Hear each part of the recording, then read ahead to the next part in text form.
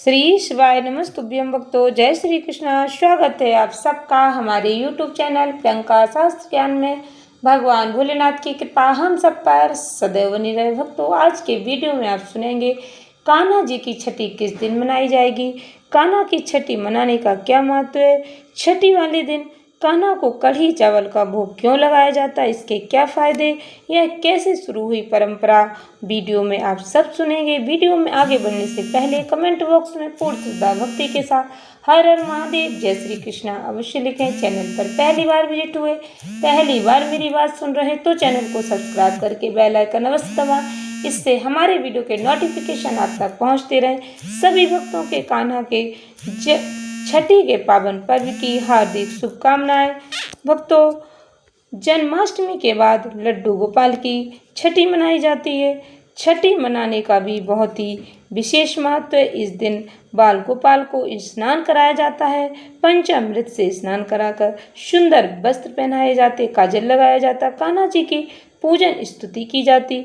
इसके साथ ही भक्तों, छठी पर कान्हा जी को कढ़ी चावल का भोग अवश्य ही लगाया जाता है। कढ़ी चावल का भोग क्यों लगाया जाता है, ध्यान से श्रवण करें भक्तों। जैसे भक्तगण जन्माष्टमी का पावन पर्व मनाते हैं, उसी भाव से भक्त लड्डू गोपाल के बाल स्वरूप की पूजा आराधना करते हुए छठी का पावन पर्व मनाते हैं। बच्चे के जन्म के बाद छठी मनाई जाती है। लड्डू गोपाल की छठी के दिन उन्हें कढ़ी चावल का भोग लगाने की बड़ी ही मान्यता है। भक्तों, उसी प्रकार भगवान श्री कृष्ण की भी छठी मनाई जाती है। छठी पर कढ़ी चावल का भोग लगाने के बहुत से फायदे हैं। भक्तों, जन्माष्टमी के जन्म के छठे दिन बाद भगवान श्री कृष्ण की छठी मनाई जाती है। जिन भक्तों ने इस बार 15 अगस्त को भक्तों जन्माष्टमी का व्रत रखते हुए जन्मोत्सव मनाया, वह भक्त 21 अगस्त 2025 के दिन कान्हा की छठी मनाएंगे।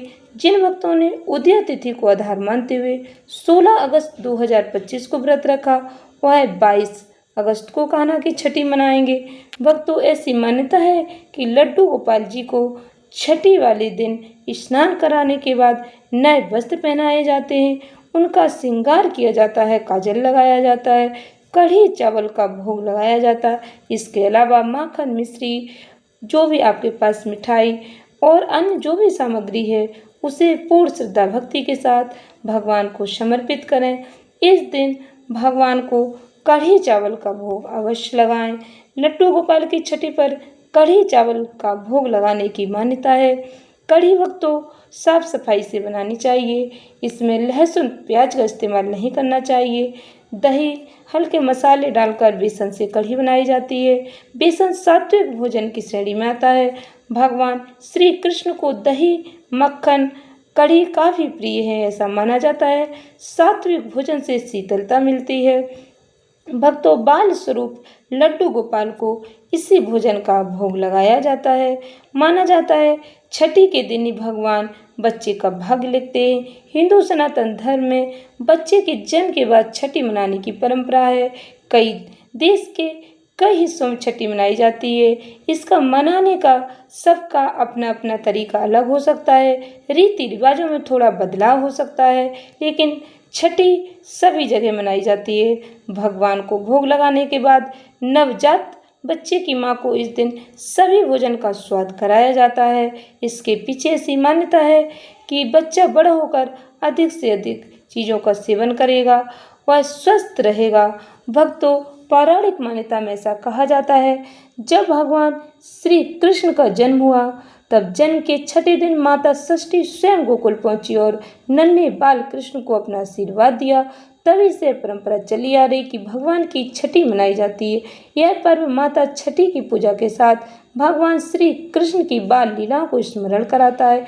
यह पर्व बच्चों को दीर्घायु, स्वास्थ्य और सौभाग्य की कामना के लिए मनाया जाता है।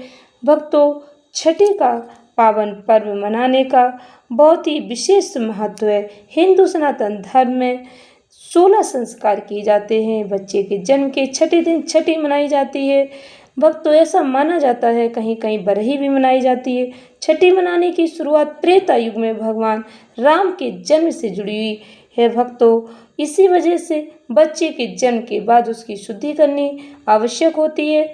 छठे दिन बच्चे को स्नान कराया जाता, काजल लगाया जाता, लंबे और स्वस्थ जीवन की कामना के साथ मंगल गीत गाए जाते हैं। इसके बाद भगवान का नामकरण करें। जिस नाम से भी आप अपने कान्हा को पूजते हैं उसी नाम से उन्हें बुलाएं। इसके बाद भगवान की आरती करें, प्रसाद बांटें, गलती के लिए भगवान से क्षमा मांगें, स्वयं भी प्रसाद ग्रहण करें।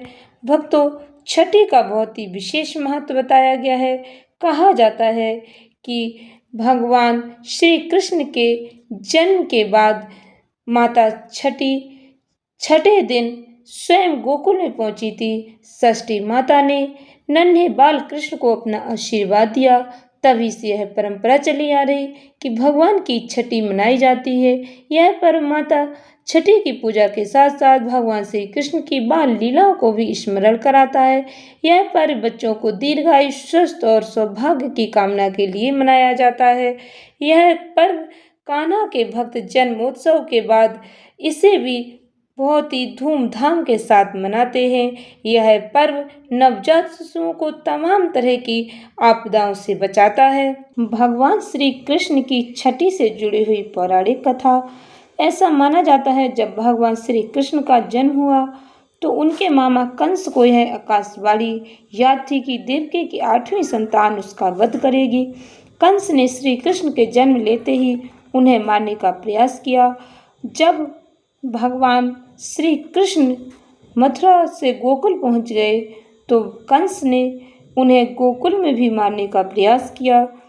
गोकुल में भगवान श्री कृष्ण को मारने के लिए कई राक्षसों को भेजा। इसमें सबसे पहले उसने पूतना नाम की राक्षसी भेजी। कंस के आदेश पर पूतना ने गोकुल में 6 दिन से कम उम्र के सभी शिशुओं को मारने का निश्चय किया। वह एक सुंदर स्त्री का रूप धारण कर शिशुओं को विषपान कराने लगी। जब पूतना नंद बाबा घर पहुंची तो उसने कान्हा को उठाकर अपना विषैला दूध पिलाने की कोशिश की, लेकिन भगवान श्री कृष्ण तो स्वयं भगवान विष्णु के अवतार थे। उन्होंने पूतना का वध कर दिया। कहते हैं कि यह घटना श्री कृष्ण के जन्म के 5वें दिन हुई थी। इसके बाद 6वें दिन यशोदा मैया ने अपने कान्हा को सुरक्षित होने की खुशी में छठी का उत्सव मनाया। उन्होंने माता षष्ठी का धन्यवाद किया जो नवजात शिशुओं की रक्षा करती हैं। तभी से यह परंपरा चली आ रही कि जन्माष्टमी के 6 दिन बाद कान्हा की छठी मनाई जाती। यह उत्सव एक शिशु के जन्म और उसकी सुरक्षा का प्रतीक है। इसमें बाल गोपाल को नए वस्त्र पहनाए जाते, उनका नामकरण किया जाता, तरह तरह के भोग लगाए जाते, कढ़ी चावल का भोग अवश्य लगाया जाता है। आज भी लोग अपने घर में स्थापित लड्डू गोपाल की छठी धूमधाम से मनाते, उन्हें नए कपड़े गहने पहनाकर उनका श्रृंगार करते हैं, माखन मिश्री कढ़ी चावल का भोग लगाते। यह उत्सव हमें याद दिलाता है भक्तों, यह पर्व न सिर्फ माता छठी की पूजा के रूप में मनाया जाता है बल्कि भगवान श्री कृष्ण की बाल लीलाओं को स्मरण कराता है। यह पर्व बच्चों को दीर्घायु, स्वास्थ्य और सौभाग्य की कामना के लिए मनाया जाता है। तो कान्हा के छठी से जुड़ी और कथा कुंभन दास उनके बेटे रघुनंदन दास की है। यदि आप इस कथा को सुनना चाहते हैं तो कमेंट बॉक्स में अवश्य लिखें किस प्रकार भगवान श्री कृष्ण बन जाते हैं लड्डू गोपाल। ज्ञानवर्धक जानकारी को अधिक से अधिक लोगों तक शेयर अवश्य करें। चैनल को सब्सक्राइब करें। धन्यवाद भक्तों। श्री शिवाय नमस्तुभ्यं।